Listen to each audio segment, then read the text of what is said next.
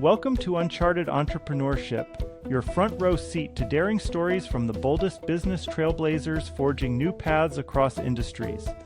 I'm your host, Brent Peterson, armed with inside access, sitting down with partners, founders, and CEOs in the entrepreneurial world. Let's explore. This May 9th, 2024, ignite your entrepreneurial spirit at the Entrepreneurs Rally, a day where vision meets action in the heart of Minnesota. Join us at the JW Marriott for an unparalleled gathering of minds. Witness NBA legend and business maven Bill Walton share his journey from the basketball court to the boardroom. Be inspired by Candace Mama, Vogue Paris' most inspiring woman, as she unpacks the power of forgiveness and leadership. From the opening coffee to the closing VIP reception, the Entrepreneurs Rally is your arena to connect, learn, and grow. With over 500 entrepreneurs, industry leaders, and experts, it's more than an event. It's a catalyst for your next big leap. Whether you're looking to deepen your knowledge in sales, finance, marketing, or operations, or to ignite your passion and meet like-minded individuals, this is where your journey accelerates. Don't miss out on this extraordinary learning, networking, and inspiration day. Reserve your spot now for the Entrepreneurs Rally. Go to entrepreneursrally.org. The Entrepreneurs Rally. This May 9th, 2024 at the Mall of America. That's entrepreneursrally.org, where dreams meet drive. See you there.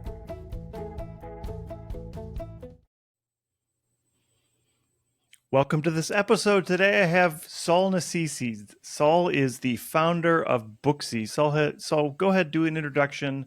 Tell us your day-to-day role and maybe one of your passions in life. Sure, Brent. Thanks for having me on. It's great to be here. So my day-to-day job is running. Well, one of my day-to-day jobs is running Booksi.com, which is a website for writers. And I am a jack of all trades in the company, as people are in small companies. I do everything from the marketing, helping to determine the marketing strategy, where we should market, who we should market to, how much we should spend on marketing, how do we find and acquire customers and do it in a profitable way. I also do a lot of product development. What types of new products do we want to roll out? What are customers asking for? Working with the tech group to spec out what those products should look like and what the requirements are, and then kind of following and testing and rolling out the products. I handle the accounting, I handle the finance, and so a lot of different areas, which keeps me busy and gives me exposure to a lot of the different pieces that are required to run a business. Yeah, so a typical entrepreneur. I think so. I mean, if you don't do it yourself, you have to pay someone. And I do have other people who work for me. So there are things that I can't do. I cannot code. And so I have developers who code for me. I'm not great on social media. I'm average. So I have people who are really good at it. I'm not a great designer. And so I have designers who come in. But I try to handle most of the things that I can do, at least for now, conserve my cash and use that money to help grow the business. So that's kind of the model, I think, of a bootstrapped business. But you also asked me what I'm passionate about. And I think it kind of dovetails with Booksi, because Booksi really was sort of a passion project at the beginning. And that is, I love to read and write. And so I have stacks of books beside my bed that I work my way through. And I haven't done as much writing lately as I would like to do because I just haven't had the time. But when I do have the time, I like to sit down and write a short story. I've written several books, and I've written a musical, actually, which probably will never see the light of day, but it was a fun COVID project. So I love to sort of express myself through the written word. That's awesome.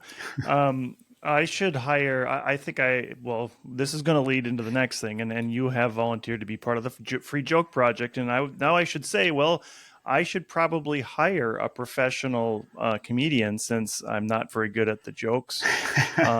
And then for the musical, the first one I thought about was The Producers, which I think is one of the funniest musicals of all time. Oh yeah. And anyway, so let's move on to the free joke project because we could get sidetracked on all Yeah, kinds of stuff. the musical thing could be a whole conversation in and of itself. So yeah, free joke. All right, well, you're going to appreciate this one. I needed a password 8 characters long, so I picked Snow White and the 7 Dwarves.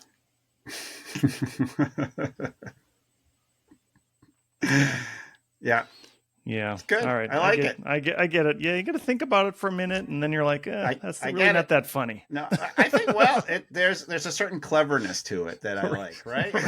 Right. Which is true of a lot of good jokes. Yeah. So is the question, would I pay, should someone pay for it or not? Yeah. I think if they like fairy tales, yes. Oh, right. Perfect. Yeah, good. Thank you. That's great. Good. All right. Well, let's talk a little bit about Booksi. Tell us a little bit how you got started. I know in our green room, you said that this has been a long-term bootstrapped project that you've been working on. Tell us a little bit of how you got started in it. Yeah, so I was working at a really big bank. I mean, I guess to even go back further, I've always enjoyed writing, as I kind of mentioned before. You know, when I was in 5th grade, I would write these long, elaborate stories that my poor teachers had to read. And I would ask my parents to read and my siblings, and I think they would sort of read them. I don't even know for sure, but they'd give me a pat on the back and say, oh, this is really good. And I continued to like doing that as I got older. But I realized that it's really difficult to find an audience. And then the internet came along and sort of changed everything. It changed the way you were able to publish. It changed the audiences you were able to get. And I noticed that there were some of these interesting projects bubbling around about how to connect authors using digital technology with readers. And at the time, I was working at a really large bank, one of the largest banks in the country. And I said to myself, and I was working in their internet group, so I've always sort of done digital technology. And I said to myself, do I want to continue working at a really large company? I've always been entrepreneurial. Why don't I take the plunge and start something? And so I left the bank and I actually started 2 companies. One was in the financial space.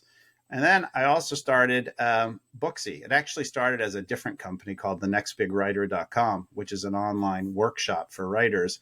And then the Booksi concept spun out of that.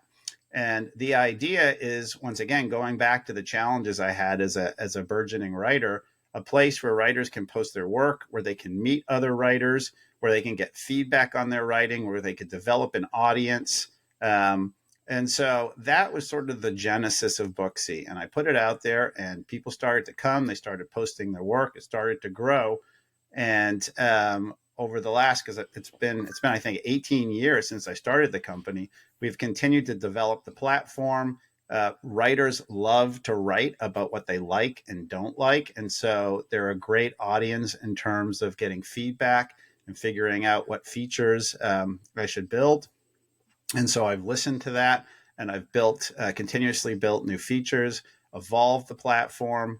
And I think Booksi's gotten to the point where it's a pretty robust platform for writers.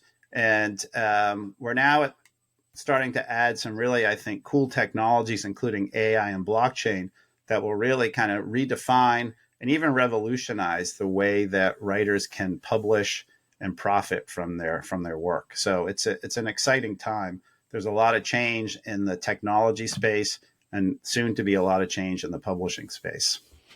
That's awesome. I want to first let's touch on AI a little bit. I don't want to spend the whole time talking about AI, but I was just at ShopDoc and one of the meetings I had was with a professional writer who writes as a ghostwriter for other professionals.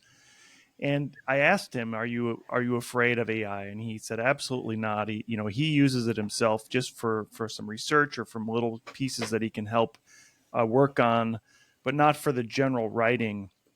And he doesn't feel as though AI is going to encroach on him as a busy executive are still going to need somebody to talk to, and he does his writing through interview formats and then turns it into a book that's ghostwritten for somebody else.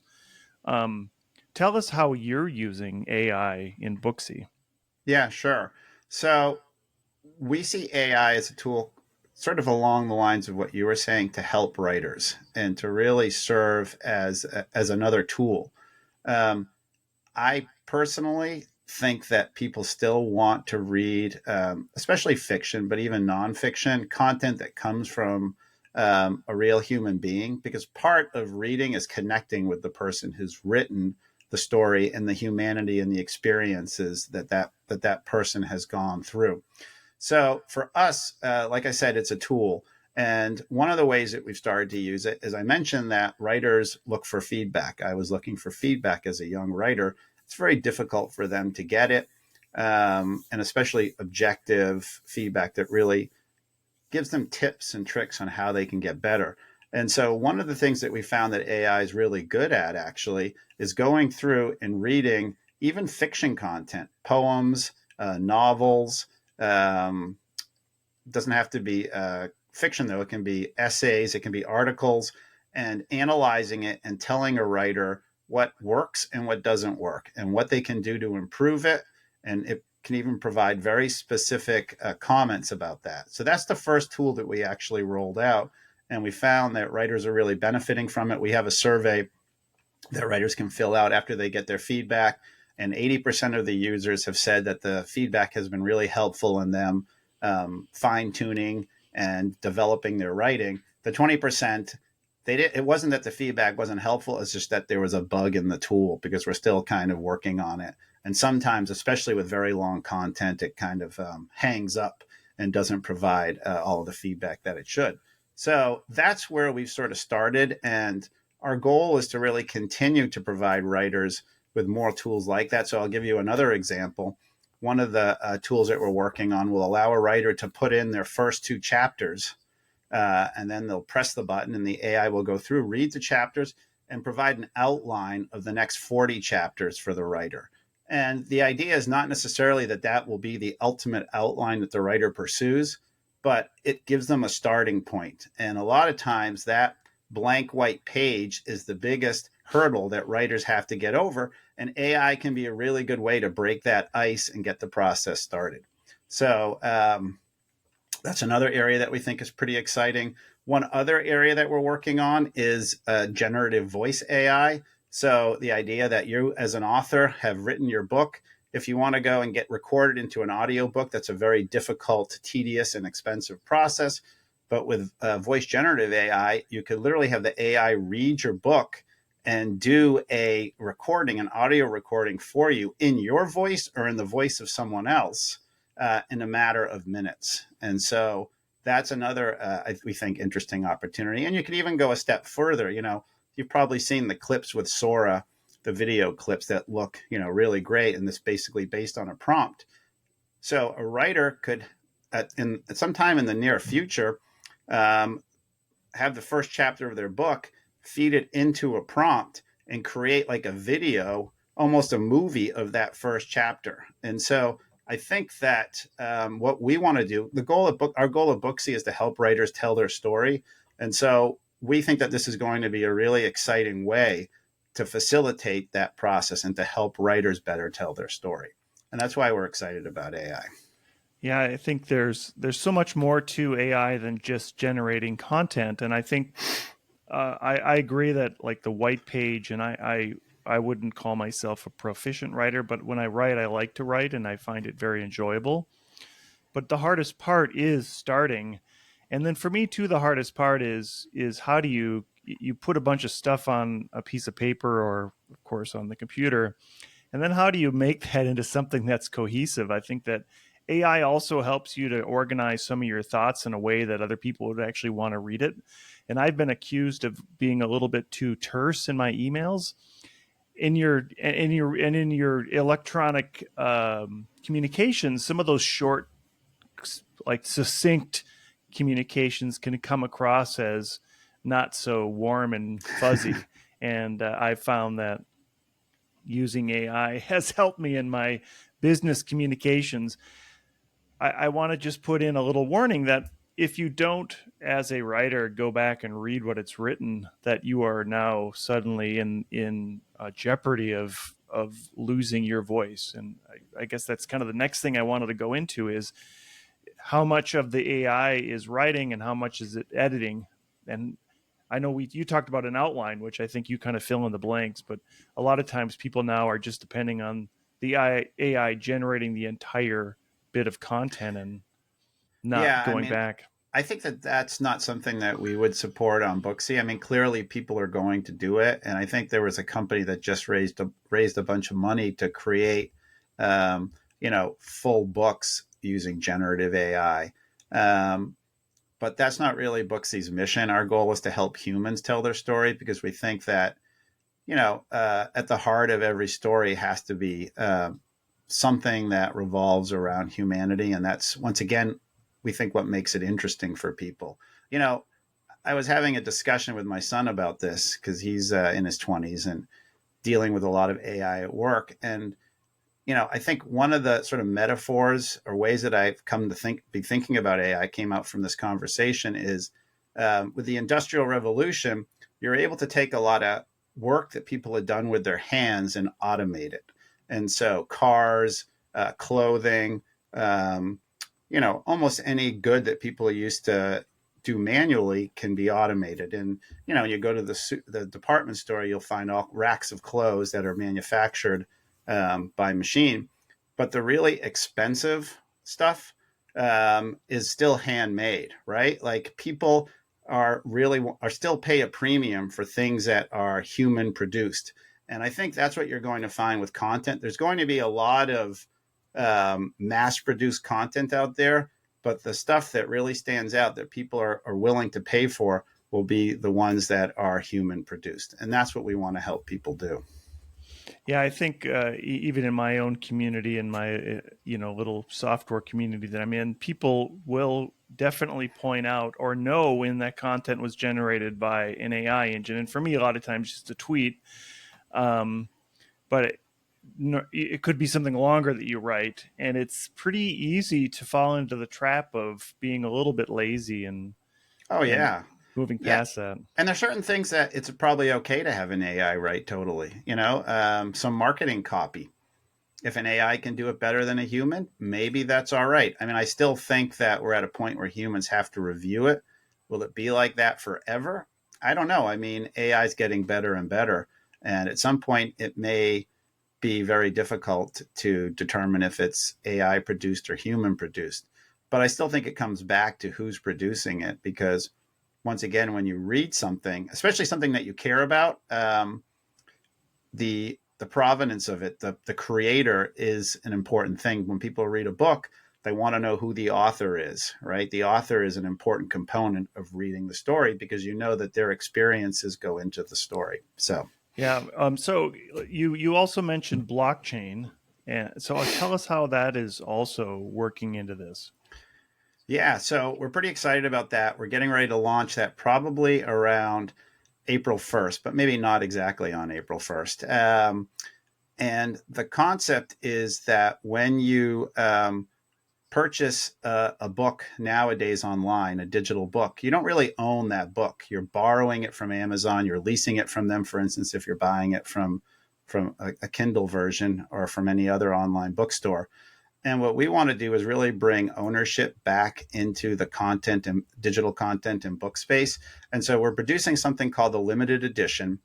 And it's basically a copy that you own. And by ownership, we mean that you buy it, you collect it, you pay the author, and then you can take that copy and you can resell it to someone else. You can take it off the platform. You can do whatever you want with it. It's not bound to us. It's your copy to do with as you will, just like a hard copy book, right? So right now, the rights that you have for a hard copy and a digital copy are totally different. And we want to bring them closer together and allow people to own a digital content like they would a digital book. And we think that that's pretty significant. People like to collect. The collector's market for books alone is over a $1.5 billion market. And so people who are buying digital books right now are missing out on any of that collectability. And we think that it's a way for readers to support the authors that they really care about. And it's a way for authors to reward their fans and supporters. So that's kind of the first step. We also have other things that we're rolling out using blockchain. And it's all, the ownership is secured by the blockchain. So that's where the blockchain comes in. And then we have other blockchain-based services that would allow authors to protect their work, to basically take a snapshot of it and prove that they've written it and own it. And then we have another service that we'll be rolling out after that that will allow authors to embed rewards for readers inside their book. And those rewards are also tied to the blockchain. So we're trying to really think about what the blockchain does well and how it can create new products and services that change the relationship between writers and readers and publishers. And so that's the goal of what we're doing. And we're pretty excited about it. We think it's going to be a pretty fundamental shift in the experience. Do you think at some point that digitally signed book, number one, do you think there's a way authors are going to be able to uniquely digitally sign a book for a reader, and at some point it will be as valuable as that actually signed book that a 18th century author or 19th century author would have signed? Yeah, absolutely. And I think it can go even further. So one of the other things we're working on is stamping the ownership of that book. So, let's say you release a book and someone prominent or a celebrity buys it. All right. That ownership gets stamped on it. And so then if the book gets resold, you know that not only is it a well-known, potentially famous book, but it was owned by someone famous. And so hopefully that also tells part of the story of the book and increases the value of it. So there are a lot of kind of interesting ways of thinking about ownership and who owns it and embedding that into the value and the story of the book. So, we think signatures could be a part of it also, whether it's a digital signature or a real signature. So, and part of it too is that we're making it so that authors can decide that they want to limit the number of editions or the number of copies that they let out there. So we're calling them limited editions. And so an author can say, I just want 100 of these limited editions to be produced. And that creates, the concept of scarcity, just like a limited edition print. It hopefully provides more of a reward for the people who buy the copy. Talk a little bit about the reasoning why an entrepreneur would want to write a book, and maybe go into how Booksi helps them to get that book from out of their head into print. Yeah, absolutely. I mean, I think that there are two reasons why, at least that I can think of, there are probably more, but two main reasons why an entrepreneur would want to write a book. And the first one is if they have an area of expertise that they want to display and, put into that book. I think writing a book is still considered a mark of knowledge and, provides credentials. And so that's one reason why you might want to do it. People who it just builds credibility for the person. And so if you're in an area where credibility is important, where being known as a thought leader is important, then a book is a great way of doing that.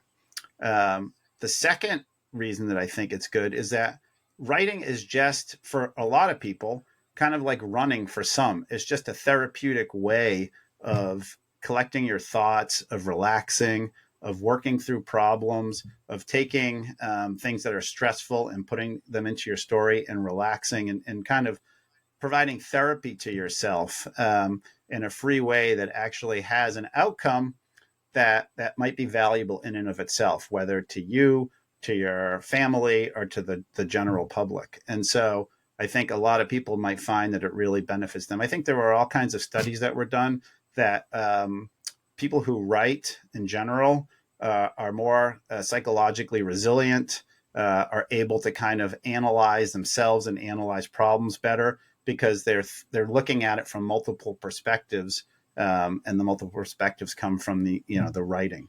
So those are two reasons. And so with Booksi, what we do is we provide a platform to help these writers tell that story. And we do it in a bunch of different ways. One, we help them perfect their writing. And so once a writer puts their work up on Booksy, they can get feedback from the community. They can now get feedback from AI. They can get motivation from the community. There's nothing like getting a comment on your work that says, "Oh, hey, I really like what you're doing. Keep writing to spur you to move forward." It's really hard to be a solitary writer, and I think one of the things that the internet and communities like Booksy do is they bring writers together and provide that motivation and support. And so we allow them to perfect. We allow them to publish their work. Once you put your work out on Booksy, just like putting it out on YouTube or any of these platforms, it has a global audience, and people from around the world can read it. It's basically out there, and we have stories that have gotten millions and millions of reads from all over the world. Some have been picked up and published. So it's really an opportunity to show what you're doing to a wide audience. Um, we also allow people to publish their work, to profit from their work. So the blockchain example is one thing, but you can also put little donation buttons up, and people can donate if they like what you're doing and help to support your cause. We help to promote your work. And so there are ways that we tie into social media to make it easy for you to take your writing and put it up on Facebook or Instagram or YouTube or any other social media channel that you think is important and that you want to use to spread the word. And then lastly, with the blockchain, we're also going to help you protect your work. So those are the ways that we try to help an author get out there and get their word out there and meet the audience, and then also provide the tools to help them grow that audience. Yeah, I think I read somewhere that there's 3 pillars that any person should have when they're trying to promote their thought leadership, and one of them is a book, one of them is maybe a podcast or a blog, and one of them is public speaking. So I can see how all of those are relevant and how all of those tie into each other. Do you think now that the digital realm now has just really made it more democratic for people to get published? And I'm assuming that Booksy allows you to go digital and then print after a while. If it's popular enough, you could put it into print. Yeah, we don't really have a print. Well, we kind of have a print feature, but it's not kind of the traditional print feature. You can print something, but it's really more of a proof that you would use. Um, and we don't do that because there are plenty of services out there that will take your work and go ahead and put it into print for you that would do it better than we do. We try to stick to what we're good at. But certainly we have a lot of writers who come to us who have already published a book and want to use it to promote, or like you were saying, have seen that they're getting a readership and want to go ahead and take that book and put it into print. And so we provide advice on the site about where you can go to do that. If you had some advice, if something to say to a burgeoning writer, how would you get them? How would you tell them to start? Yeah, I mean, once again, it comes back to just kind of think about what you want to say. Make sure you feel strongly about it because you're going to need a lot of energy to keep going. And then I would say, I subscribe to sort of the Stephen King approach. So Stephen King's thing is that he writes 1,000 words a day religiously, no matter what. I don't write 1,000 words usually, or when I'm in my writing mode, I don't write 1,000 words. But I would say, think about chunking it out, maybe 200 words a day even. And go ahead and write, and don't really be worried about what you're writing. Don't worry about the quality. A big mistake that a lot of novice writers make is they write their first chapter and then they don't think it's 100%. So they go back and they start editing the first chapter and they tweak it. And before you know it, a year has gone by and they're still on their first chapter and they've kind of lost interest and they've lost energy. And so the biggest advice that I can give is start small, write 200 words a day, and just keep writing and keep going until you reach the end. And don't worry if it's not exactly where you want it to be, because one of the key things about writing is the editing process. And you can always go back and edit, but first you have to kind of get your ideas out and get that first draft down.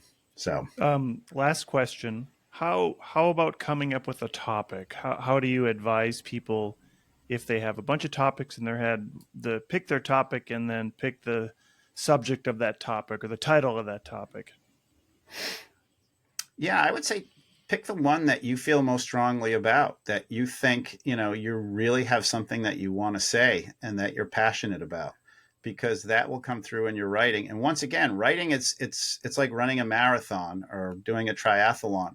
You have to have the desire to do it, and you have to feel strongly about the topic to want to see it through to the end. And so I think having that passion for it, having that desire to take your thoughts and get them out there is a big motivator and will see you through. So, obviously you want to feel passionate, but you also want it to be something that the market will be interested in. Ideally, when you think about a Venn diagram, it's that intersection of those two things. And so that's how I think about it a little bit. There are a lot of ideas that I'm like, oh, that's really interesting. I'd love to write about it. And then I talk to my wife and she's like, yeah, no one will want to read that. So I kind of say forget it. Our wives are our ultimate checkpoints, right?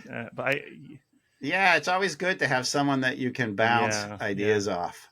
And that's where also our site like Booksi comes in handy, because if your wife isn't interested, or you're not married, or you don't have a significant other that's willing to talk about it, you can always put your work out there, or put your idea out there, and someone will give you some feedback. Yeah, so I just want to comment on the importance of community. And again, I mentioned I'm in the Magento community, which is robust, and they also, they're there to support you normally. And I think that having a community like that is so important to get other people to read it and not be in a little silo and get some perspective from other people.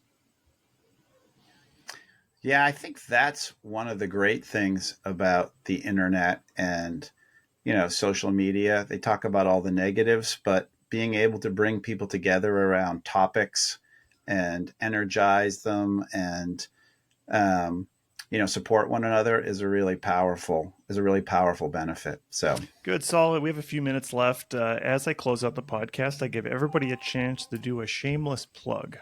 What would you like to plug today? Well, I'm gonna just to stay on topic. I'm going to plug Booksi. If you're a writer and you have a story that you want to tell, whether it's fiction or nonfiction, whether it's something that you've been thinking about since you were younger or something that came to you recently, whether it's for work or just for your personal enjoyment, then I encourage you to come and visit our site. It's a robust platform. It's growing. We have hundreds of thousands of writers who are exploring their own writing path, everyone from beginners to experts, and we will help you get where you want to go. So we'd love to have you. We have a variety of features. We've rolled out AI. We'll be rolling out more AI tools to help you. We'll be rolling out blockchain tools to help you better monetize your writing. So we're there for you. We are writers ourselves, and so we understand the opportunity, the desire, and the goals that writers have, and we'd love to have you. That's awesome, and I'll make sure I get Booksi, and let me just say it's booksi.com, B-O, like my hat, BOOKSIE.com. Yeah, and I'll make sure I put those in the show notes. Sol, it's been such a great talk today. Thank you so much for being here. Yeah, Brent, thank you for having me. So it was great. I really enjoyed it.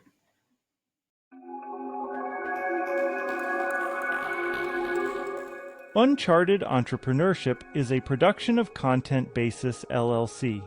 Copyright 2023. You can find more award-winning content at contentbasis.io.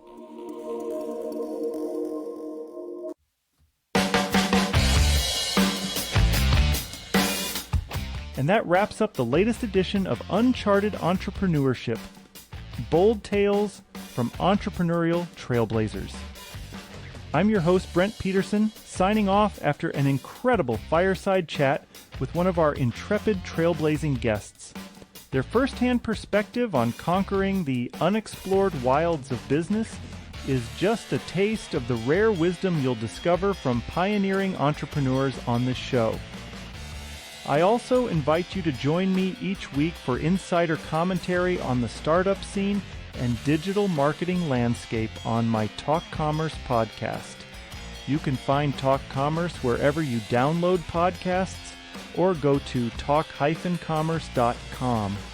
I'd be grateful if you left a review and rating for Uncharted Entrepreneurship to help more bold founders find their way to game-changing insights that empower ventures to transform communities. This is your host, Brent Peterson, signing off for now. I'll see you around the virtual campfire next episode as we embark on another adventure into the great entrepreneurial unknown.